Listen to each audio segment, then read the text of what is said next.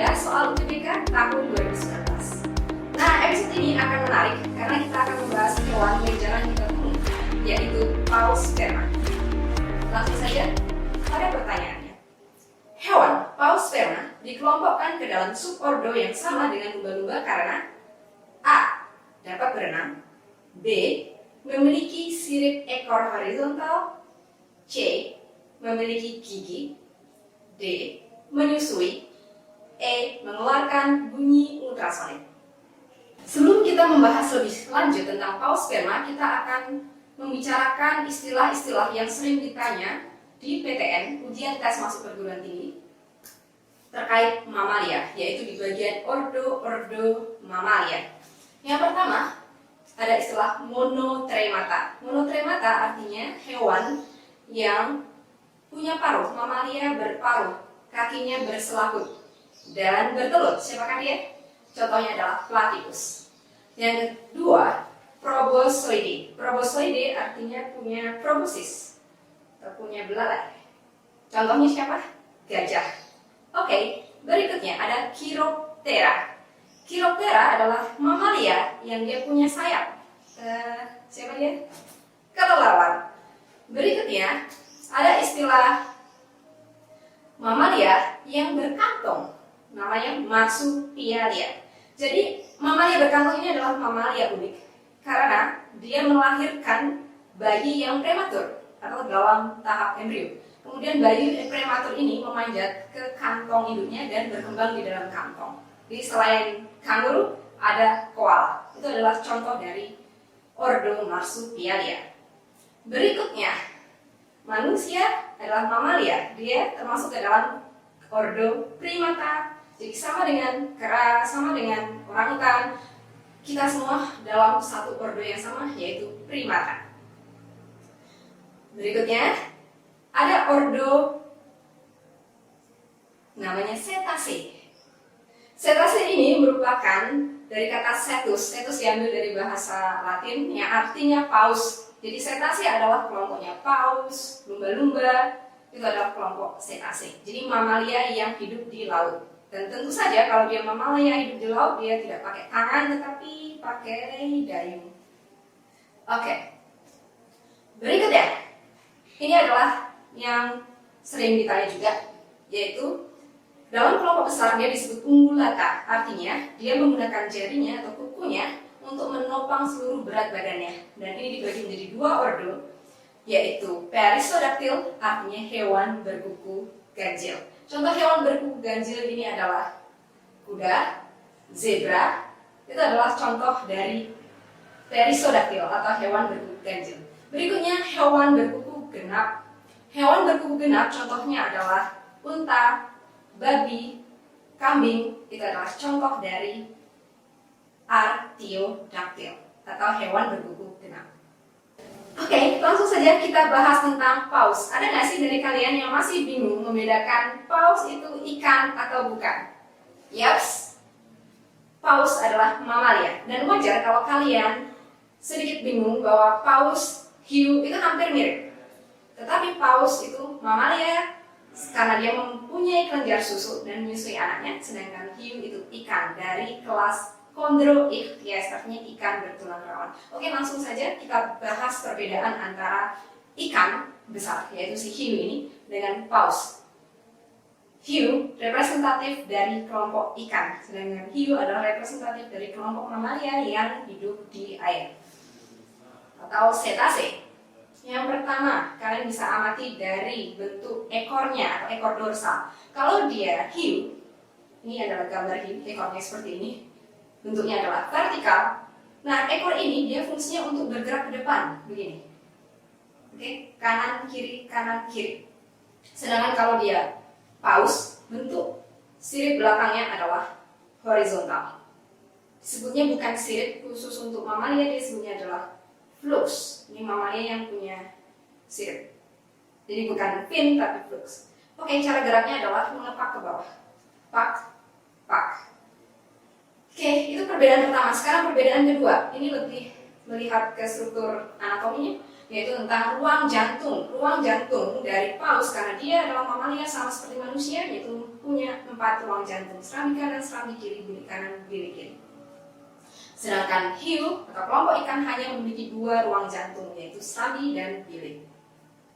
Berikutnya, peredaran darah di paus dan peredaran darah pada hiu. Peredaran darah pada paus sama seperti manusia juga, yaitu peredaran darah ganda. Itu peredaran darah dari jantung menuju paru-paru kembali ke jantung. Itu namanya peredaran darah pulmonal. Peredaran darah kedua yaitu jantung, seluruh tubuh jantung. Sedangkan peredaran darah pada hiu hanya peredaran darah tunggal atau sistemik saja, yaitu jantung, seluruh tubuh balik lagi ke jantung. Oke, tadi kita sebut bahwa darah melewati paru-paru, berarti si paus ini bernafas dengan paru-paru. Oke, karena dia bernafas dengan paru-paru dan bukan insang, maka si paus ini tidak akan bisa berenang terus-menerus di dalam air. Dia harus keluar ke permukaan untuk mengambil oksigen. Sedangkan hiu, karena dia bernafas dengan insang sama seperti yang lainnya, dia bisa hidup terus-menerus di dalam air. Perbedaan ketiga yaitu cara berkembang biak. Paus berkembang biak dengan cara melahirkan atau vivipar serta menyusui anaknya. Sedangkan hiu, dia adalah ikan, dia ovovivipar. Kebanyakan ikan itu ovipar, bertelur, tapi hiu ovovivipar. Perbedaan berikutnya adalah bagaimana dia mengatur suhu tubuhnya. Semua kelompok mamalia pengaturan suhu tubuhnya adalah secara endotermik atau homoeotermik. Istilah Indonesianya adalah hewan berdarah panas. Artinya apa? Suhu tubuhnya homoeoterm, homo sama. Term suhu, berarti suhu tubuhnya dimanapun, apakah di Indonesia yang panas, apakah di kutub yang dingin, suhu tubuh manusia yang normal tetap 36,5 sampai 37 derajat Celcius. Sedangkan tubuh ikan atau hiu ini sangat dipengaruhi oleh suhu lingkungan. Itu dia perbedaan antara ikan, yaitu hiu, dengan paus. Sekarang kita akan bahas lebih detail mengenai kelompok cetacea. Yang pertama adalah paus yang tidak bergigi, yang kedua adalah paus bergigi. Nah, berdasarkan evolusinya, paus yang bergigi ini adalah paus yang awal-awal. Evolusi berikutnya, paus tidak memiliki gigi. Namun kita bahas dari paus yang tidak punya gigi dulu aja. Kalau dia tidak punya gigi, bagaimana cara dia mencari mangsa? Jadi caranya dia menyedot, seperti kalian menyedot minuman. Jadi disedot, setelah tersedot masuk ke dalam mulut, maka di situ ada struktur namanya balin. Nah, balin ini fungsinya adalah menyaring makanan yang masuk ke dalam mulutnya. Berikutnya, bisa kita bedakan berdasarkan lubang yang ada di kepalanya, disebut blowhole. Kalau blowhole-nya ada 2, maka dia adalah paus tidak bergigi. Semua paus yang memiliki 2 blowholes dan tidak memiliki gigi disebut paus balin. Contohnya adalah paus biru. Nah, sekarang kita bahas paus yang bergigi atau Odontiseti. Odontiseti berarti dia punya struktur gigi. Nah, giginya itu bentuknya pada paus sperma, bentuknya runcing-runcing. Jadi, walaupun terlihat runcing dan menyeramkan, tetapi gigi ini tidak dipakai untuk menangkap mangsa. Bisa dibilang ya pajangan aja. Nah, bagaimana dia cara menangkap mangsa? Sama, yaitu memasukkan makanan ke dalam mulutnya lalu ditelan hidup-hidup. Kalau paus tidak bergigi, dia menyaring makanannya. Tapi paus yang bergigi justru dia menelan hidup-hidup makanan seperti cumi, seperti ikan, udang, dan sebagainya. Nah, saintis selalu memperkirakan apa sih fungsi gigi pada paus kalau dia tidak berfungsi untuk menangkap makanan. Berdasarkan hasil analisa para saintis, mereka menduga bahwa gigi paus dipergunakan saat mereka bertarung pada musim kawin memperebutkan betina. Jadi yang menang dari hasil pertarungan para jantan-jantan inilah yang berhak untuk mengawini betina. Contohnya adalah paus sperma yang akan kita bahas lebih detail. Nah, kita akan bahas lebih fokus pada bagaimana struktur gigi pada paus. Gigi pada paus akan tampak jelas dari luar, itu bagian rahang bawahnya. Sedangkan pada rahang atas nggak begitu kelihatan. Nah, gigi pada rahang bawah tersusun atas 26 gigi yang masing-masing runcing atau taring. Ketika ada paus yang terdampar, maka saintis bisa memperkirakan berapa usia dari paus ini berdasarkan lapisan atau layer yang ada pada bagian gigi. Jadi kalau ada 3 layers, maka diperkirakan usia dari paus ini adalah 3 tahun. Nah, lapisan ini adalah lapisan sementum yang terbentuk tiap tahunnya. Itu dia cara menentukan usia paus. Sekarang kita akan membahas taksonomi dari paus sperma dan akan kita bandingkan dengan taksonomi pada lumba-lumba supaya kita bisa menjawab soal sebelumnya. Nah, ini adalah taksonomi dari paus dan ini adalah taksonomi dari lumba-lumba. Bisa kita perhatikan dari atas sampai ke bawah, mulai dari superkelas. Superkelas tetrapoda. Artinya dulu nenek moyang dari paus dan lumba-lumba ini memiliki 4 kaki sehingga disebut tetra, 4 dan podos itu kaki. Berikutnya kelasnya sama-sama mamalia karena sama-sama memiliki kelenjar mammae. Setelah kelas ada ordo, cetacea, yaitu mamalia yang hidup di air. Subordo masih sama yaitu Odontiseti, artinya dia memiliki gigi. Nah, barulah mereka digolongkan ke dalam genus yang berbeda. Sehingga ordo terendah yang menggolongkan lumba-lumba dan paus ke dalam taksa yang sama yaitu di bagian subordo yaitu Odontiseti. Sekarang kita akan membahas tentang morfologi dari paus sperma. Ini adalah gambar dari paus sperma. Bisa kalian perhatikan bahwa yang paling menonjol adalah kepalanya yang berbentuk kotak sehingga disebut juga paus berkepala kotak. Lalu kenapa dia disebutnya paus sperma? Karena di bagian di bawah kepalanya, di bawah tengkoraknya, bagian atas terdapat organ yang disebut sebagai spermaceti. Nah, organ spermaceti ini bisa memproduksi minyak dan juga wax atau lilin dalam jumlah yang banyak, yaitu sekitar 1.900 liter. Spermaceti ini diduga berfungsi untuk memperkuat bunyi ultrasonik yang dikeluarkan oleh paus sperma. Oke, kita fokus ke morfologi. Bentuknya kotak. Kemudian sirip depannya, kalau kita tangan, jadi tangan pada mamalia berevolusi pada paus menjadi sirip depan. Bilangnya bukan sirip tapi flipper. Kalau kita perhatikan flippernya ini sangat kecil dibandingkan ukuran tubuhnya. Berikutnya bagian ekor, tadi sudah kita bahas bahwa ekornya berbentuk horizontal.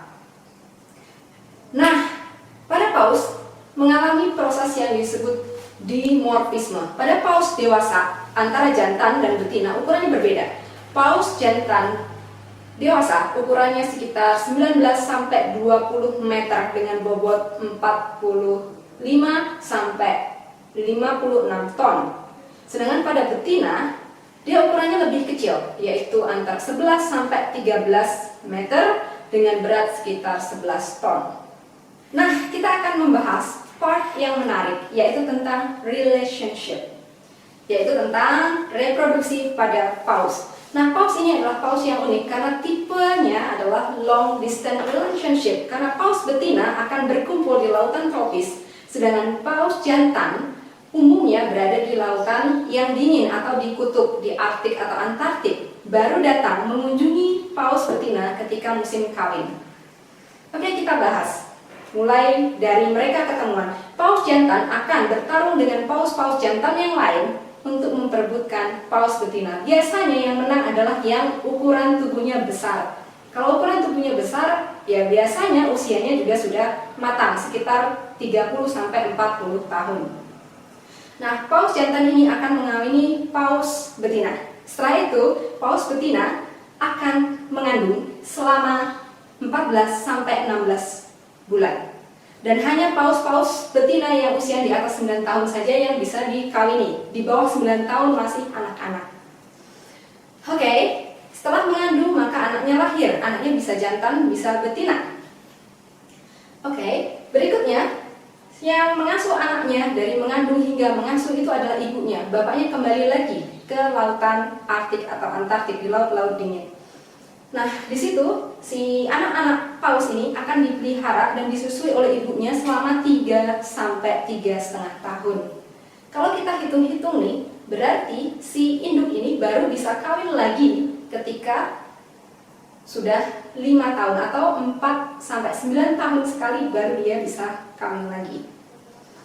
Oke, ketika anaknya sudah dewasa, yaitu berusia 10 sampai 12 tahun, maka anak-anak yang betina dia akan ikut bapaknya. Jadi membentuk kelompok-kelompok yang disebut bachelor school. Jadi kelompok-kelompok ini biasanya dibedakan berdasarkan usia dan ukuran dari paus. Jadi yang seusia dan yang seukuran. Mereka pergilah bersama bapaknya menuju kutub dan mereka akan besar di sana. Setelah usia dari pejantan ini mencapai usia 20 tahun akhir atau 30 tahun lah, dia akan join bapaknya menuju lautan tropis untuk mencari para gadis dan untuk mencari pasangan kawinnya. Namun karena usianya masih kecil, tadi kan harus ada pertarungan untuk memperebutkan betina. Biasanya dia nggak ikut join karena dia pasti kalah. Jadi yang bisa kawin itu rata-rata usianya adalah 40 tahun. Namun dia sudah bisa mencari calon idaman. Ceritanya begitu. Oke. Nah, tadi kan dia hidupnya berkelompok. Namun paus yang ukurannya besar atau paling besar, biasanya yang di atas 50 tahun usianya, dia tidak terkelompok-kelompokkan menjadi bachelor school. Biasanya dia hidup sendiri atau dia akan bermigrasi sendiri ke lautan tropis. Itu dia siklus hidup dan cara reproduksi dari paus. Nah, sekarang kita akan membahas habitat dan ekologi paus. Seperti yang dibilang sebelumnya, bahwa paus jantan dan paus betina hidup di tempat yang terpisah. Paus betina hidup di lautan yang tropis di mana suhunya sekitar 15 derajat Celcius di latitud yang rendah, sedangkan paus jantan tinggal atau mencari makan di latitud yang lebih tinggi, yaitu di daerah yang airnya dingin, bisa mencapai 1 derajat Celcius. Kenapa sih paus jantan lebih memilih hidup di lautan yang dingin? Kenapa sih nggak jadi satu sama betinanya? Karena di lautan yang dingin menyediakan makhluk hidup yang lebih banyak, makanan yang lebih banyak, sehingga itu mendukung paus jantan untuk tumbuh lebih cepat karena makanannya banyak. Kenapa ukuran pada paus ini sangat menentukan survivalnya? Karena ukuran ini penting untuk proses pertarungan untuk memperebutkan betina di masa kawin. Oke, itu adalah habitat dari paus jantan dan paus betina. Namun secara umum, paus ini bisa ditemukan di semua tempat. Artinya dia bersifat kosmopolitan, kecuali di Laut Hitam dan Laut Merah. Para ilmuwan menduga bahwa kandungan sulfur yang tinggi di Laut Merah dan Laut Hitam menyebabkan lingkungan ini tidak kondusif untuk pertumbuhan dari paus sperma. Sekarang kita bahas dari segi ekologi. Ini terkait dengan bagaimana paus mendapatkan makanan. Kenapa sih momen ketemu paus di laut itu sangat langka? Karena paus sperma ini, cara mencari makannya adalah dengan cara menyelam ke laut dalam. Jadi pada kedalaman 1000 sampai 2000 meter di bawah permukaan laut. Nah, 1000 sampai 2000 meter, kalau kita lihat bagaimana struktur dari laut, bahwa daerah fotik atau daerah yang kaya akan cahaya itu pada kedalaman 0 sampai 200 meter. Sedangkan di atas 200 meter itu adalah daerah afotik, mulai dari daerah remang hingga tidak ada cahaya sama sekali. Nah, ketika paus menyelam di kedalaman 1000 sampai 2000 km itu daerahnya gelap, sama sekali tidak ada cahaya. Sehingga paus tidak bisa mengandalkan penglihatannya untuk mencari mangsa. Lalu dengan apa dia bisa menemukan makanannya? Yaitu dengan cara ekolokasi. Jadi paus bisa menghasilkan bunyi ultrasonik. Bunyi ini akan dipantulkan oleh benda sekelilingnya. Bunyi-bunyi ini akan ditangkap dan diproyeksikan di dalam otaknya sehingga paus bisa melihat atau memperkirakan bagaimana bentuk dari benda sekelilingnya. Jadi dia bisa memperkirakan ini makanan atau bukan. Kalau dia makanan, dia akan diburu dan dimakan. Paus bisa menyelam di kedalaman itu selama 45 sampai 60 menit. Setelah itu dia harus kembali ke permukaan untuk mengisi oksigennya. Selama menyelam, oksigen itu disuplai oleh myoglobin. Myo artinya otot, sehingga otot-otot ini punya fungsi khusus yaitu untuk menyimpan oksigen dan memenuhi suplai oksigen ketika dia melakukan diving. Itulah ekologi bagaimana cara paus mendapatkan makanan. Sekarang kita bahas bagaimana kaitan paus dengan makhluk hidup lain. Paus ini sangat penting untuk melangsungkan kehidupan fitoplankton yang ada di permukaan. Karena paus mencari makan di laut dalam, dia akan membuang kotorannya itu di daerah fotik.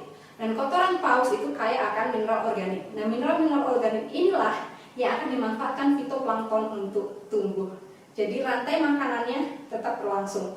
Fitoplankton dimakan zooplankton dimakan oleh ikan, hingga ikan yang di laut dalam. Ikan di laut dalam dimakan oleh paus. Paus memakan ikan di laut dalam, kembali ke permukaan dan mengeluarkan kotoran berupa zat organik, memberi makan pada fitoplankton. Itu adalah rantai makanan di lautan.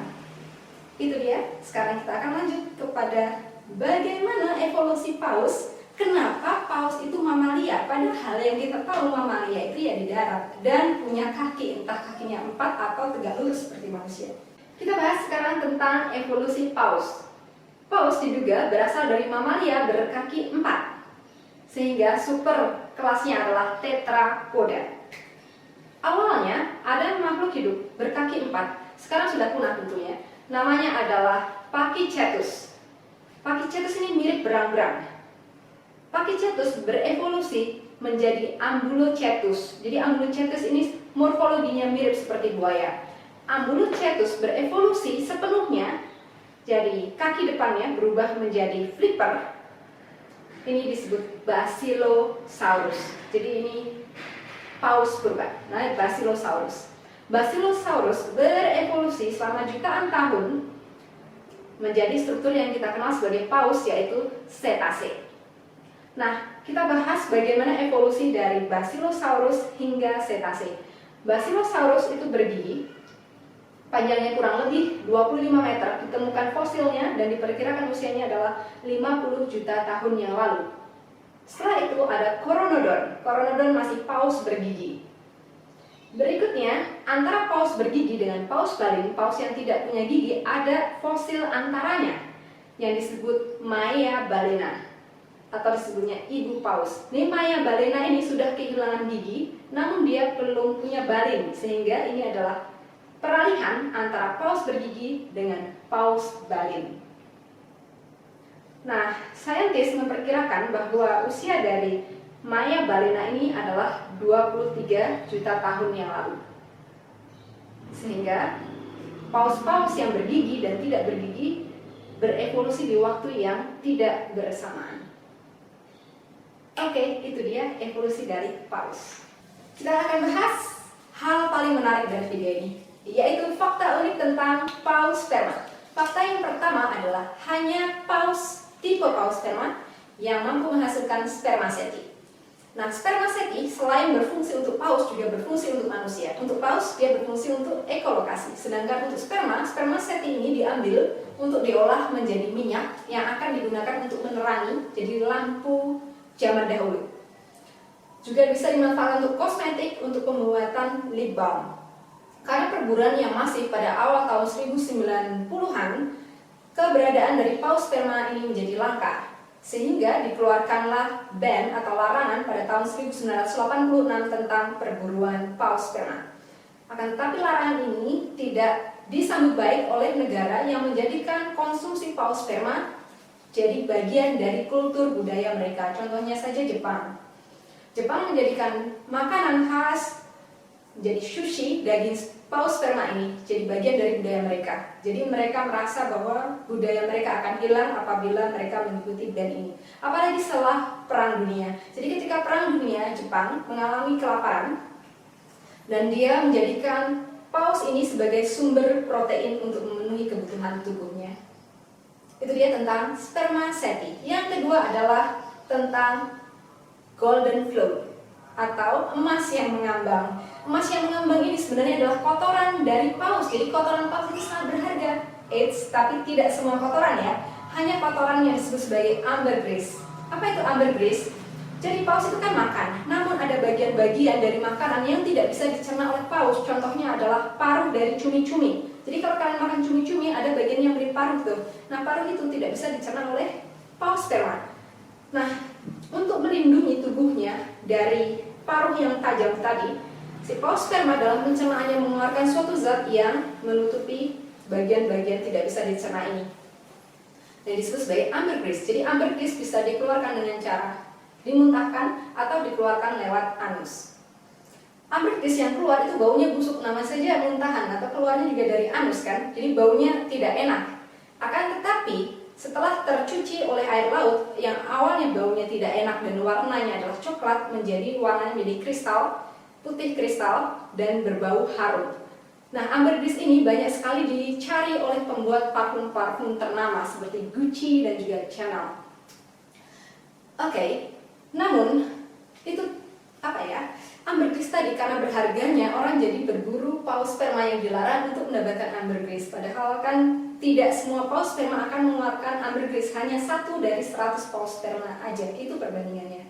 Sehingga di Amerika pembuatan parfum menggunakan ambergris dilarang, akan tetapi di Perancis masih diperbolehkan selama ambergris itu diperjualbelikan hanya di dalam negara itu sendiri. Contoh parfum yang menggunakan ambergris adalah Chanel No. 5 dan juga Gucci Goldie. Itu adalah contoh parfum yang menggunakan ambergris.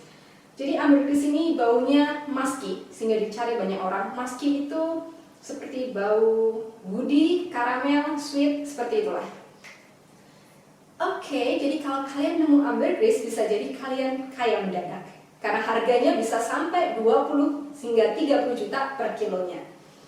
Fakta yang ketiga, paus sperma adalah paus dengan otak yang paling besar, yaitu 7,8 kg. Ini 5 kali dari ukuran otak manusia. Namun, ukuran otak ternyata tidak menentukan seberapa cerdas paus ini. Dibandingkan dengan dolphin atau lumba-lumba, dolphin meskipun volume otaknya lebih kecil, tetapi perbandingan antara berat tubuh dengan volume otak pada paus hanya 0,3. Jadi berat otak dibandingkan berat tubuhnya. Dan pada dolphin antara berat otak dan berat tubuhnya adalah 5,4. Jadi kecerdasan ditentukan bukan berdasarkan volume otak, tapi berdasarkan perbandingan volume otak dengan berat tubuhnya. Kalau pada manusia berapa? Pada manusia 7,5. Itu adalah perbandingan berat otak kita dibandingkan berat tubuh kita. Oke, berikutnya, fakta unik berikutnya bahwa yang memiliki 4 lambung tidak hanya hewan ruminansia, tetapi juga kelompok paus. Paus memang memiliki 4 lambung. Lambung yang pertama itu berfungsi untuk mengunyah makanan. Jadi yang kita tahu tadi apa? Bahwa paus itu meskipun punya gigi, namun tidak mencabik-cabik atau mengoyak makanan gigi, tapi hanya menelan makanan hidup-hidup. Jadi itu ada cumi ikan masuk ke hidup-hidup ke dalam lambung yang pertama. Di dalam lambung yang pertama, maka terjadi pengurusan. Jadi di koyak-koyak menggunakan otot dinding lambung. Jadi pencernaannya sih mekanik, namanya gerak peristaltik. Setelah itu masuk ke lambung yang kedua. Di lambung yang kedua, di situ terdapat asam lambung sehingga terjadi pencernaan secara kimiawi di lambung kedua. Nah, bagian-bagian yang tidak tercerna tadi, contohnya adalah paruh cumi, masih disimpan di lambung kedua. Berikutnya lambung ketiga, lambung keempat. Saat dimakan diserap, kotorannya dibuang. Nah, kotoran yang dibuang oleh paus itu tidak dalam bentuk padatan, melainkan dalam bentuk cairan. Selain lambungnya yang 4, paus juga merupakan hewan yang memiliki usus yang panjang, yaitu 300 meter. Bisa kalian bayangkan itu kalau kalian buat mengelilingi rumah kalian mungkin bisa 300 meter. Fakta berikutnya bahwa paus adalah hewan yang sangat setia kawan. This is very cute animal because ketika ada temannya yang lagi terluka, kan paus itu meskipun ukurannya besar, tapi yang paus-paus yang kecil atau paus-paus yang sedang sakit itu punya musuh. Musuhnya adalah paus pembunuh atau killer whale. Nah, ketika ini ada temannya yang terluka, maka temannya ini akan mengeluarkan bunyi clicks atau disebut kodas. Jadi dia mengeluarkan bunyi kayak crack gitu, menandakan bahwa dia sedang diserang oleh musuh. Teman-temannya akan datang dan akan melindunginya membentuk struktur yang disebut roset. Jadi roset form. Paus-paus yang terluka, yang lemah, yang kecil, yang masih muda akan ditempatkan di tengah dan dikelilingi oleh paus-paus yang ukurannya lebih besar. Jadi kepalanya menghadap ke paus yang sedang dilindungi dan ekornya menghadap ke luar. Sehingga kalau ada hewan menyerang, dia akan memukul hewan tersebut dengan ekornya dia, plak gitu.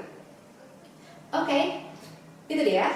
Dan berikutnya, selain dia setia kawan, paus ini dia juga penyelam yang handal. Jadi paus ini, seperti yang kita bahas di bagian ekologi, dia mampu menyelam hingga kedalaman 2000 meter dan mampu mengeluarkan bunyi ultrasonik.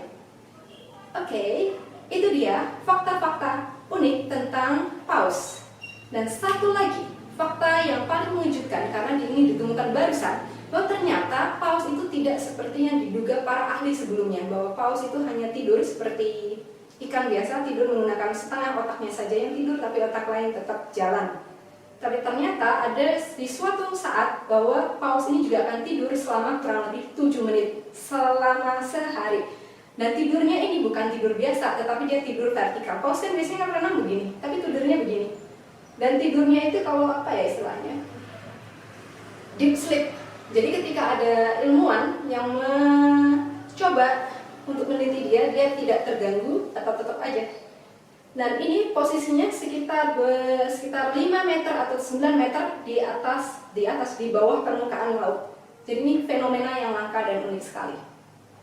Oke, sekarang kita lanjut ke soal pertanyaannya, masih ingat? Mengapa paus sperma dikelompokkan ke dalam subordo yang sama dengan lumba-lumba? A. Karena dia bisa berenang. Ya, semua hewan yang hidup di air mana ada yang nggak bisa berenang, ya kan? Pasti itu bukan alasan. 2. Dia memiliki ekor yang horizontal. Semua mamalia memiliki ekor yang horizontal, baik paus sperma maupun paus pembunuh dan sebagainya, semua mamalia. Bukan itu alasannya. Alasannya adalah subordo dari paus sperma dan juga lumba-lumba tadi. Dia adalah Odontiseti, sehingga dia memiliki gigi. Itulah alasannya. Jadi jawabannya adalah C, memiliki gigi.